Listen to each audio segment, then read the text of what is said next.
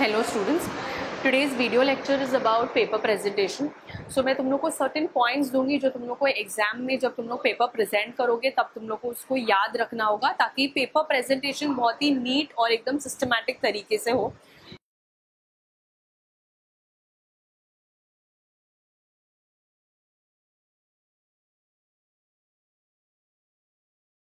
So shall we begin. First point कहता है draw lines at the sides of the paper.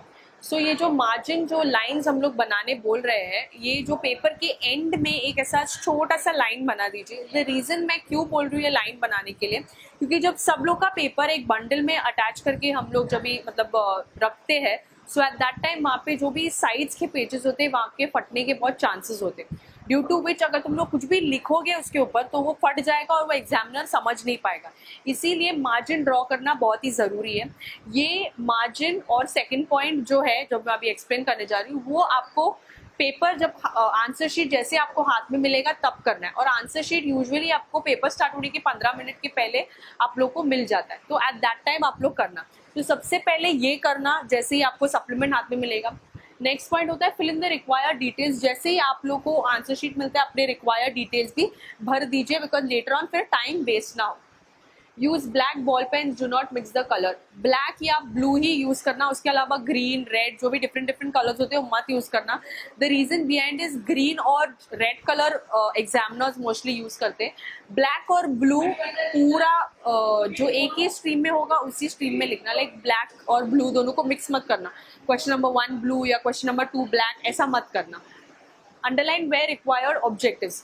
याद रखना हमेशा ऑब्जेक्टिव जब लिख रहे हो तो आप लोग हमेशा ही अंडरलाइन करना भूलिएगा मत, क्योंकि कोई एग्जामिनर बैठ के आंसर शीट और ये बैठ के कंपेयर नहीं करने वाला है कि तुम लोग को हाँ किस तरीके से लिखा है करके। सो मेक श्योर कि जैसे ही तुम लोग ने फिल इन द ब्लैंक लिखा अंडरलाइन कर देना। ड्रॉ कॉलम्स और डिस्टिंग्विश बिटवीन, वेरी इंपॉर्टेंट। जो भी डिफरेंस बिटवीन होता है उसको एक कॉलम, एक ऐसे टैबुलर फॉर्म में ही लिखना हमेशा, सो दैट वो करेक्ट करने वाले एग्जामिनर को भी एक तरीके से लगे और मार्क्स भी उसको तरीके से दिया जाए। Use only pencil lines for underlining columns. जो भी अंडरलाइन कर रहे हो या कॉलम बना रहे हो हमेशा याद रखना कि पेंसिल ही यूज करना। डायग्राम्स, अंडरलाइनिंग कुछ भी के लिए, लाइक डायग्राम्स के लिए, अंडरलाइन करने के लिए और ऑब्जेक्टिव्स बनाने ड्रॉ करने के लिए या उसके लिए जो भी नीचे लाइन्स होते हैं वो सारे के सारे तुम लोग को सिर्फ पेंसिल से ही यूज करना है। Draw diagrams wherever necessary. Science paper, economics paper में डायग्राम्स जहाँ पर है वहाँ पर तुम लोग ड्रॉ करना इज अ मस्ट। तो इकोनॉमिक्स पेपर में येस ड्रॉ डायग्राम्स, जहाँ पर भी ग्राफ्स चाहिए होता है ड्रॉ कर लेना। और साइंस में जहाँ पर भी जो भी छोटे मोटे डायग्राम्स होते हैं उसको ड्रॉ करना। जब ड्रॉ कर रहे हो तो please use a pencil to draw diagram. Secondly उसका जो लेबलिंग कर रहे हो वो भी पेंसिल से ही करना, पेन से नहीं। Label the diagrams with pencil, use only pencils for labelling. Right the answers in points. जब भी तुम लोग कोई शॉर्ट नोट्स या आंसर ब्रीफली लिख रहे हो याद रखना कि सिर्फ हमें पॉइंट फॉर्मेट में ही लिखने का है, ऐसे पैराग्राफ फॉर्मेट में मत लिखना, क्योंकि पॉइंट वाइज मार्क्स देने के लिए बहुत ईजी होता है पैराग्राफ से ज़्यादा। If any mistake happens just put a stroke. अगर कुछ भी मिस्टेक होता है तो हमेशा एक स्ट्रोक डालना, उसके ऊपर बैठ के स्क्रिबल मत करना, क्योंकि स्क्रिबल करने से वो पेपर बहुत ही शैबी दिखता है। Do not scribble. हाँ, अगर मिस्टेक हुआ तो ऐसे एक लाइन डाला, उसके ऊपर बैठ के स्क्रैचेस मत करना। Do not use SMS language. SMS language मतलब शॉर्टकट लैंग्वेजेस, जैसे कुछ कुछ टेक्निक्स, कुछ कुछ कोड्स होते हैं SMS के लिए, तो वो सारे आप यहाँ पे मत यूज करना। Go through the paper at the end. जब पेपर खत्म होता है तो एट द एंड बैठ के पूरा पेपर एक बार क्वेश्चन पेपर को साथ में रख के पूरा चेक करो कि क्वेश्चन नंबर 1 मैंने कंप्लीट किया है, क्वेश्चन नंबर 2 कंप्लीटेड है, अंडरलाइनिंग किया है कि नहीं, कुछ किया है, सब मिस आउट किया है क्या, कुछ देखना। अनदर इम्पॉर्टेंट पॉइंट जो मैं बोलना चाहती हूँ कि पहले पेपर पे कभी भी कुछ भी कैंसिलेशन मत करना।